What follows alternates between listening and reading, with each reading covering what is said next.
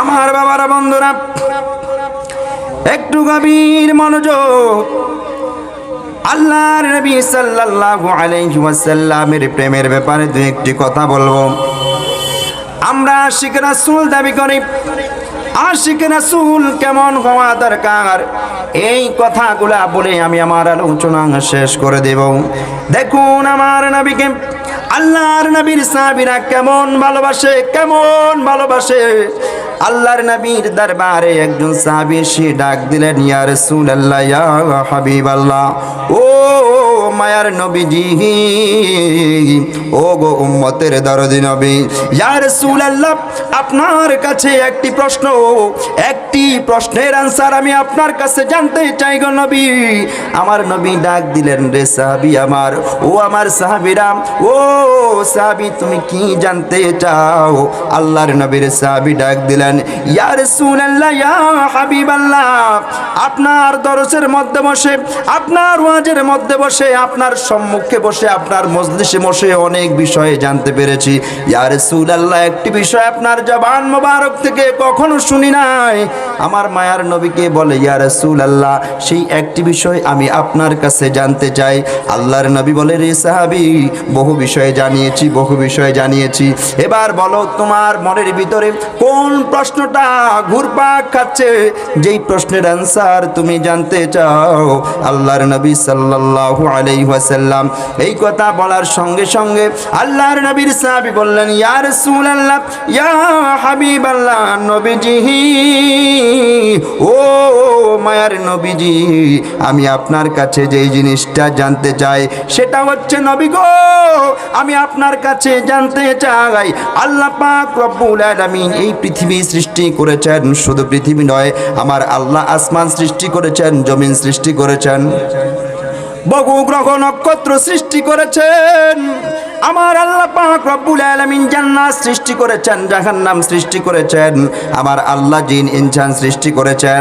এমনি ভাবে আমার আল্লাহ পাক রব্বুল আলামিন 18,000 মাখলুকাত সৃষ্টি করেছেন গো নবী। আমি একটু জানতে চাই, এই 18,000 মাখলুকাতের শেষ দিনটা কবে হবে ইয়া রাসূলুল্লাহ? কিয়ামত কবে সংগঠিত হবে? আমার মায়ার নবী সাল্লাল্লাহু আলাইহি ওয়াসাল্লাম ওই সাহাবীর প্রশ্ন শুনে আল্লাহর নবী বলেন, রে আমার প্রাণের সাহাবী, ও প্রাণের সাহাবী, তোমার প্রশ্নের আনসার দেওয়ার আগে আমি তোমার কাছে একটি বিষয় জানতে চাই। ওই সাহাবী বলে, ইয়া রাসূলুল্লাহ, নবী গো, ও মায়ার নবী, আপনি আমার কাছে কি জানতে চান? আমার মায়ার নবীর সাহাবীকে আল্লাহর নবী সাল্লাল্লাহু আলাইহি ওয়াসাল্লাম বলে, ও আমার সাহাবী, তুমি যেই কিয়ামত সম্পর্কে জানতে চেয়েছো, ও সাহাবী রে, আমি সেই কিয়ামতের ব্যাপারে তোমার কাছে একটি জিনিস জানতে চাই। সাহাবী বলে, ইয়া রাসূলুল্লাহ, কোন জিনিস?